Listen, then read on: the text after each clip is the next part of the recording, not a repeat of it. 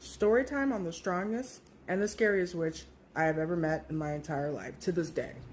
This is part 3, how I found out my auntie was doing witchcraft. You see, in part 2, I left off by telling you guys my mom found witchcraft underneath her bed.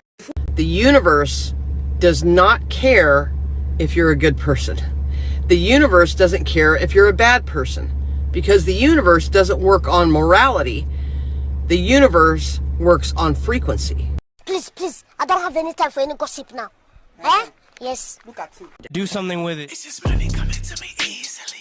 Money coming in and needing me. Money coming in repeatedly. Money coming, it's just money coming. It's just money coming to me frequently. Money coming in to be with me. Money coming in secretly. Money coming, it's just money coming. It's just money coming to me always. Money coming in all day. Money coming in all paid. Money coming, it's just money coming. It's just money coming to me frequently. Money coming in to be with me.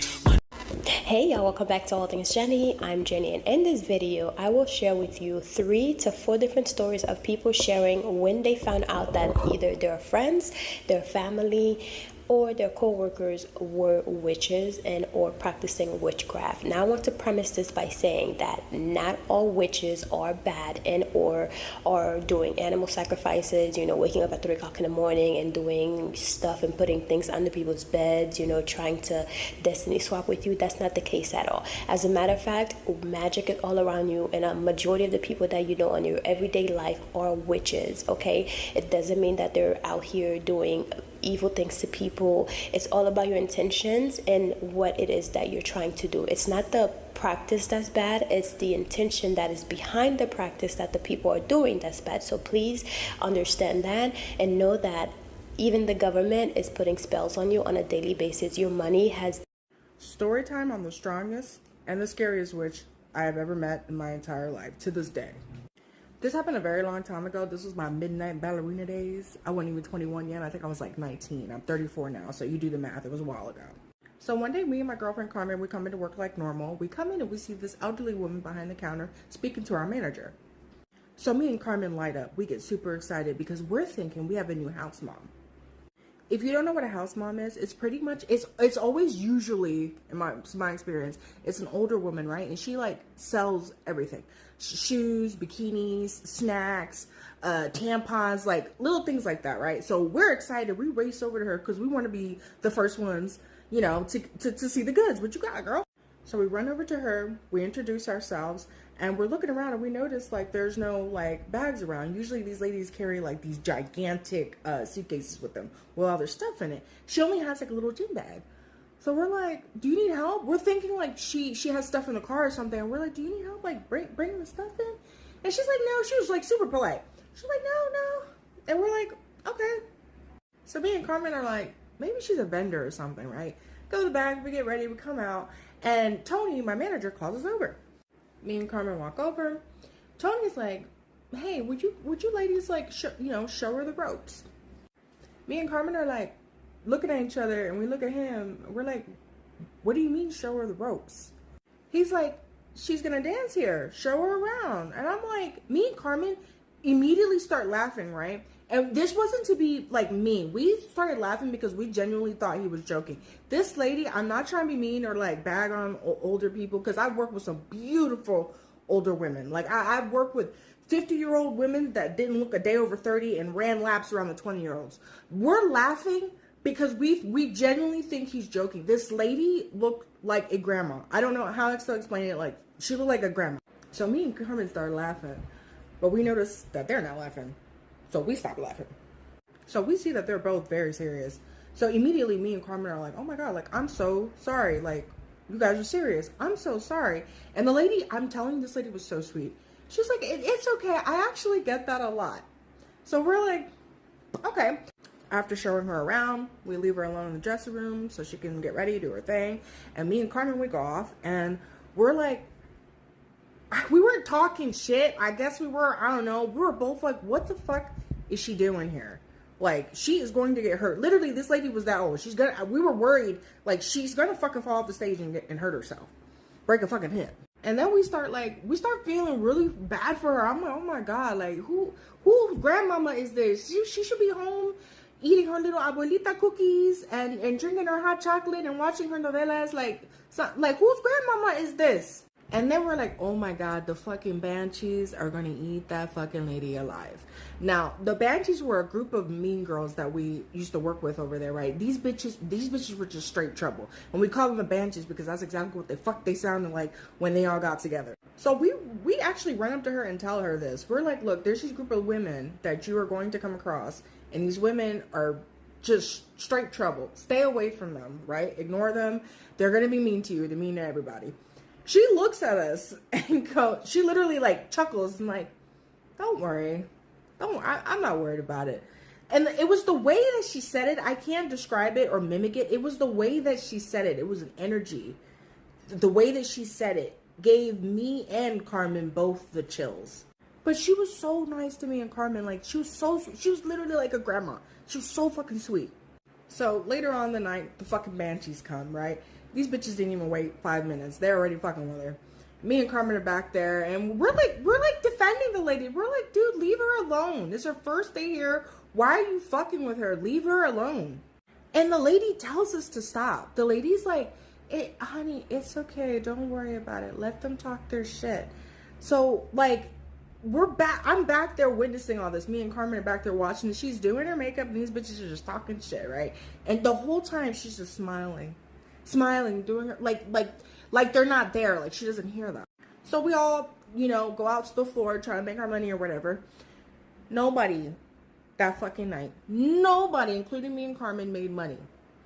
That lady made all of the money that night, right? That lady must have walked out with at least, because we know how much the dances are worth and shit, and we were like counting them. This lady got like 6 VIPs that night, so she walked out with at least, like, after tipping everyone out, with at least $800. This goes on for 2 fucking weeks. Nobody makes money. Only that lady. So this pisses the banshees off, right? They are bullies, like straight up bullies, right? They start fucking with her shit, like taking her makeup brushes and throwing them in the toilet and cutting her bikinis and breaking her heels. Like, we had lockers, but like sometimes the lockers were really small, so we couldn't fit all her stuff in.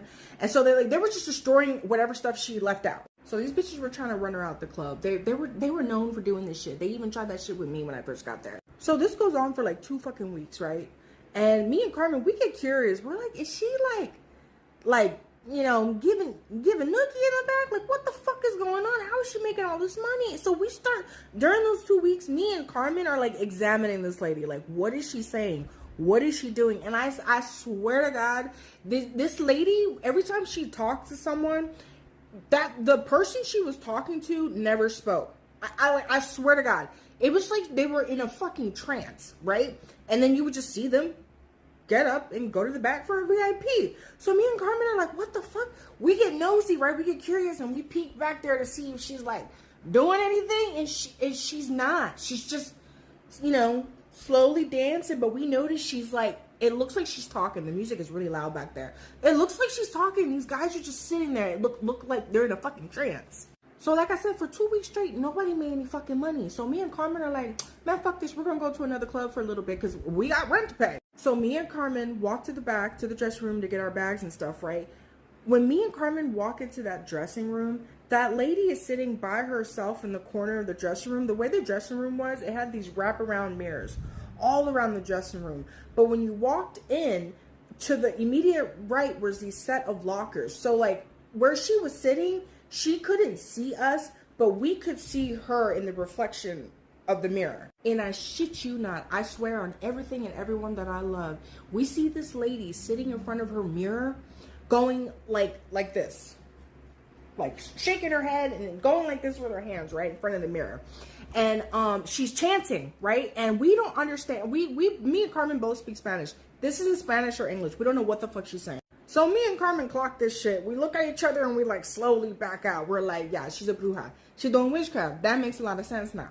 We wait for her to leave the dressing room, and we both run back there, grab our shit, and fucking go, right? Because hell's in the motherfucking nah. So after like a week of bouncing around clubs, we go back to our home club, right?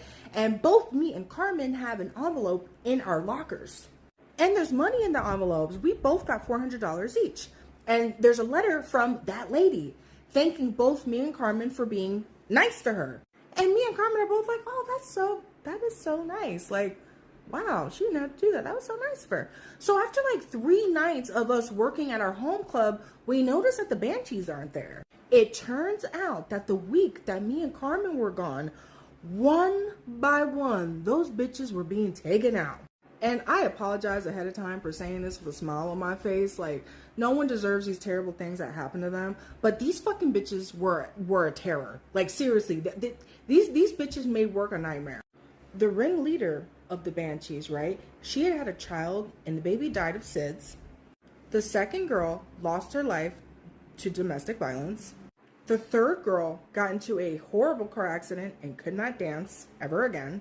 The fourth girl, I guess, went to a party and had taken some stuff and lost her fucking mind and was never the same ever again. And the fifth lady ended up in prison for a long time for moving stuff for her boyfriend.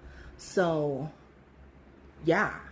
I know 1000% with my whole heart, for a fact, it was that lady, the bruja. All those girls that were fucking with her got theirs in the end. And I know it was that lady.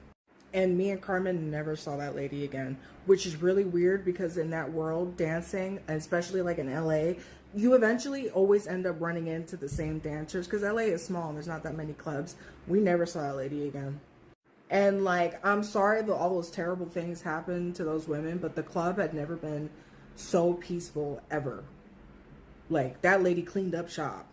Storytime. This is how I found out my auntie does judge. Witchcraft. What makes it worse is she was living with me and my family, my mom and my sister. Everything I say today is 100% real. God strike me down if I'm lying. Boom, let me set the scene. One day, my mom gets a call from her grandma. She's really begging that she really needs some help. My mom says, what do you need help with? She says, oh, I've got this friend who's coming to the UK. Keep in mind, my mom's grandma lives in Africa, Uganda to be specific. Let's call her Grandma K. So Grandma K basically asked my mom if this random auntie can come and live with us. This is where things start to go left. One thing about my mom is she's too nice. She doesn't know how to say no. She wants to help everyone. So what does my mom say? Take a lucky guess. She says, of course she can. Let's fast forward now. Auntie now comes to live with us. First day she comes here. She's super nice, by the way. Hey, but don't be fooled how we was fooled. Let me tell you. A month goes by and this is when we started to see red flags. Now, the house that we used to live in wasn't massive. It was a small house. It was a 2-bedroom house. Me and my sister are sharing room and my mom and that auntie are also sharing room. They sleep on the same bed. That's how kind my mom is. She doesn't want you to broke off your back on the sofa. Oh, but let me tell you, that was a mistake. A big mistake. See, at this time, we had no evidence that she was doing black magic or judge or anything like that. But some of the things this lady was doing was not adding up. Because every single night at 3 a.m., strike me down if I'm lying. At 3 a.m., this auntie would strip fully naked, right, in this pitch black room that her and my mom are sleeping in. And she would start throwing stones into a bag. I don't know exactly what was going on because I wasn't there. This is just what my mom's told me. But she would be throwing stones into a bag and saying like this type of gibberish language. But that's not the worst of it. That's just the start. It gets dark. You're probably thinking, Heather, how did it go that whole month without you realizing that that lady was throwing stones if your mom's sleeping in the same bed as her? See, this auntie was doing judge on my mom. I rebuke it, God forbid. I don't even like saying that out loud. She would do something that would make my mom fall into a deep type of sleep so that my mom wouldn't wake up to hear her doing the little stone things or whatever judge she was doing. Keep in mind, this auntie later admits all of these things that I'm saying to us. But I'ma get to that. Things are about to get even worse. Anyway, months go by and we still haven't confronted this auntie because we don't know how to. How? One day the auntie just goes out, right? Usually she stays indoors, but today she decides to go out. I don't know, maybe to see London. I don't know. She just goes out. And my mom said to me that something told her to look under her bed. Something told my mom, look under your bed. Look under your bed. My mom was pretty busy. She was a very busy woman. She was always working. So something told her, don't wait till later to look under your bed. Look under your bed now. While the lady's not here, lift your mattress and look under your bed. So what does my mom do? She takes her intuition and she lifts the mattress. Bumba clout. What she saw? Grab your popcorn because it gets dark. As my mom lifts her, how did we end up kicking this auntie out? What happened next? Guys, if you want a part 2, let me know. Because what happened next? What we found in the house? Yeah. This is part 2 on how I found out my auntie was doing witchcraft while living in the same house as me and my family. See, in part 1, I told you guys this lady would do weird things at 3 a.m. that made us suspect that she was doing voodoo. However, we didn't have any clear, solid proof until my mum checked underneath her bed. One day, this auntie decides to go out. She never really goes out, but she decided to go out today. And something told my mum, check underneath your bed, lift your mattress and check. What does my mum do? Surprise, she lifts her mattress. Tell me why. God, strike me down if I'm lying, please. Specifically placed underneath where my mum was sleeping, there's a bunch of black magic things. However, it gets worse. Please explain to me why this black magic, this voodoo, is wrapped in a vest that belongs to me or my younger sister Hazel. This auntie had wrapped her voodoo black magic in a vest that belongs to one of us. Why would you do that? And guys, I put this on my life, on my TikTok career. I mean, she can do her black magic using her own stuff, but she's decided to use ours. And it doesn't stop there. Keep in mind, this lady has nowhere to live. We're allowing her to live in our house for free, rent free. Now, you lot are probably thinking, why didn't you just kick her out? I want you to place yourself in our shoes for about 5 seconds. You don't need to remember, she has access to all our belongings. This is how people do black magic, using your clothes, using your belongings. Are you ready? Because things get even worse. You see, like I said, the auntie wasn't home when we discovered the black magic voodoo that she was doing. So we prayed over it and then we dashed it. I'm not going to say we dashed it. My mom dashed it somewhere. I don't know where she put it, but she dashed it out the house. And when the auntie came back home, what did my mom do? She confronted her. Bumba Clark, get your popcorn, please. I'ma save that for part 3. But the worst thing isn't even how we confronted her. It's what we found in the house after she left. Funny thing is, you guys think I'm trolling when I tell this story. You don't know how recent this is. Like, this is recent. As in, I haven't been living here for that long. Like, I moved recently. This story happened in my old house. And it happened just before we moved. I was really hoping to do part 2 with my mom, but she's at work. So I'm hoping to do part 3 with my mom. This is part 3, how I found out my auntie was doing witchcraft. You see, in part 2, I left off by telling you guys my mom found witchcraft underneath her bed. Before I even continue, if you guys want to hear another story on how my mom's stepmom tried to make her blind, she made a whole plan to make my mom blind, leave a comment down below. So cool, let me set the scene. See, I do music, so I'm in my room writing my songs, Bounce, which is coming out very soon actually. My mom just walks into my room and says, Heather, you won't believe what I just found. The woman we're living with, she's doing witchcraft on us. Like, yo, my heart sank. I said, hey. So after my mom finds the voodoo underneath her bed, she confronts the auntie. I would tell you to strap in, but this ride has no seatbelts. Do you know what this auntie says? The witchcraft I'm doing is not bad witchcraft. It's not bad witchcraft. You can go ask anyone. Hey! It's not bad witchcraft. What does that even mean? The auntie then goes on to say, I was just catching your dreams. My mom says, catching my dreams? When did I send you to catch my dreams? Why are you catching my dreams? I don't know what it means to catch someone's dreams. I don't know why you would catch someone's dreams, but this is what the auntie says. You see, at this point, we're all in shock. We're generally scared for our life. If we kick her out, she could curse us, she could do black magic on us, she already is, but it could get 10 times worse. I could just tell my mum was stressed. She was feeling mad guilty because she's thinking, raw, I've brought this random lady to live with my kids and this is where things take a left. We wake up the next day. Keep in mind, my mum wakes up extra early, so she would be gone before any of us wake up. Anyway, I've woken up and the auntie's just standing in front of my bed and she basically says to me, I'm leaving. That's how you know she was really doing that black magic. As soon as we caught her and confronted her, she cuts. However, don't be fooled because this lady is wicked. It gets worse. Anyway, cool. Weeks go by, days go by, weeks go by. And one particular day, keep in mind, we've forgotten about the auntie. We're living our life now. We're thinking we're good. One random day, my mom just says, yeah, let's deep clean this house. So what do? We all start cleaning the yard. Forget about the deep cleaning for a second. Keep in mind that after this auntie left, we kept finding weird little things around the house. But at this time, we didn't think anything of it. We didn't connect the dots that this auntie had actually left stuff in the yard. Like, my mom would just be cooking food in the kitchen, you get me? And she just opens a cupboard like this, you know? She's just grabbing stuff and her hand would just come across these little pebbles. These little black, like, I can't really explain, these little black stones. And we just kept seeing them everywhere around the house. Anyway, let me cut this story short. We deep clean the yard, what do we find? Take a guess. Lots of witchcraft just left around the yard. And I'm not being funny. I'm not going to say this is the auntie's fault, but the way I was getting sleep paralysis every single night for that period of time, a lot of you don't think I'm lying and making these stories up. There's too much detail for me to be making up like that. I literally put it on my life and my TikTok. Why am I going to do that? You lot have lost your minds. Anyway, believe me not. But yeah, we just kind of prayed over it. And guys, we cut off all ways of contact. Like, we have not spoken to her since. I would love for it to stay like that. Now, these were some great stories, but I also have to say, just like I said before, magic is all around you. The government is putting spells on you. The money that you use has dead presidents on it, so you're doing ancestral veneration with it. So magic and witchcraft is all around you, but it is all about your intentions. Just like a GUN cannot harm someone, the person who holds the GUN can harm you, not the actual physical item that can harm you. Just like witchcraft, I call it, being a goddess, not necessarily, because people do put a lot of negativity when it comes to witchcraft, but it cannot harm you, but the intention behind it can. So if the person that you're telling the story about is harming people with their stuff, even though they know the threefold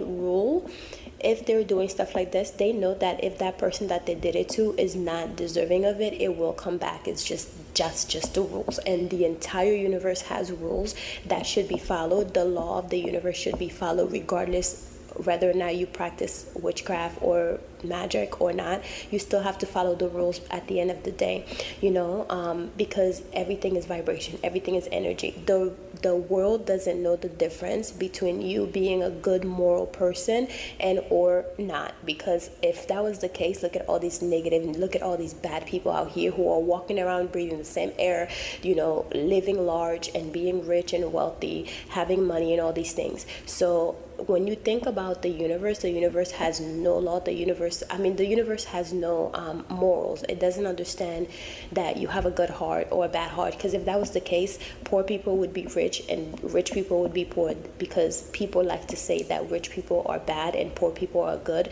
If that's the case, the world would be reversed. So it's all about your intentions and what you put out. It's not necessarily about the actual practice. It's the person who's causing the things to the person that's evil, not the actual practice. So please remember that, and try not to demonize the word witch and or a goddess and or an herbal worker or a root worker or a kitchen witch or a root doctor, whatever the case, however you want to say it, and or God, universe, whatever it is that you believe in, right?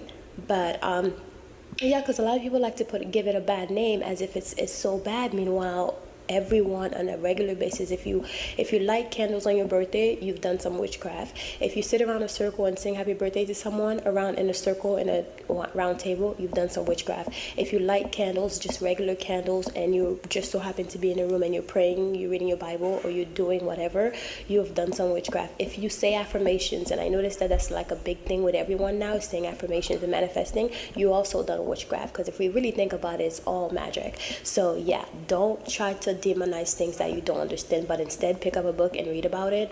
And yeah, just like I said, it's all about your intention. It's all about the people who is doing the work and not the actual work itself. Yeah, because at the end of the day, everything is just a tool. It's all about your mental. You could be doing all the things that you do with a candle just with your mind. The candle is just a representation of what it is that you're doing. Hey guys, I'm Jenny and this is Shameless Plug. So I want to tell you guys about my Crown of Success manifestation book with easy, simple rituals and spells to manifest a life of abundance in your life. And those spells are so easy, even a child can do it. So this book is filled with different spells that I've learned over the years from my family, passed down from grandma and everything. And also those are spells that I've actually tried and I know that they work. So this book not only teaches you step by step on the things that you can do that are so easy that a child can do it, but it tells you like the proper moon phase to use alchemy, manifesting with numbers, numerology, and also the days of the week that best fit for this particular spell. So it tells you the timing of when to practice the spell, the days of the week, the moon phase. It show you all the colors of the candles that you should be using and different planets. So for example, I show you like planet Jupiter is for Thursdays and the hours of the days that you should be doing the spell. So this is an easy road opener spell. So I know a lot of people like to do like different spell work, but if your roads are blocked, of course your spells are not going to work. So it's good to unblock yourself first and then start using the spell, especially with the new years and the new days to come. And also I have some amazing spells in here. This is a powerful quick money spell. So if you're in a bind for some money and you're just trying to get some money, and I even have some easy powerful spell to win game of chance. So if you are a gambler, now I don't promote gambling, but if you are a gambler and you're just trying to make some money and trying to make sure you win, these spells will definitely help you. It tells you the best days to do it. So it says the best days to perform this spell is on a Thursday, Jupiter day. Jupiter is the planet of good fortune, luck, and expansion. Jupiter is the best day to perform spells that boost luck and increase your chance of success in any game of chance or any money spell, period. It has a list of so many spells that you can incorporate in your life with this new year to bring prosperity. And I even put some bonus spells on here, which for Saturday is a day to do like protection work. So I have a spell for like send back to senders. So I put some bonus spells on here, and then a protection with Archangel Michael. So there's so many spells on here. Removing the evil eye spell, so you can remove evil eye in your money and also in your everyday life. New Year home blessing spell, and I know it's been a few days since the new year started, but you can always do a home blessing spell any days of the week. As long as you need it, you could do it. So anyways, guys, this is my book. It's called Crown of Success by Jenny, and it's available on Amazon, the ebook and also the physical copying. So please grab a copy if you're interested in supporting this channel. This is a way to support the channel and to support me as well for putting out, content every day for you guys to enjoy. So I hope you guys enjoyed this book, and I hope you go and grab your copy, whether it's the ebook or the physical copy. I say have a physical copy, but it's really up to how much your wallet and what you can afford. So anyways, I'll talk to you guys later. Bye. Mwah. This is a shameless plug, so just check out my channel. Okay, love you guys. Mwah.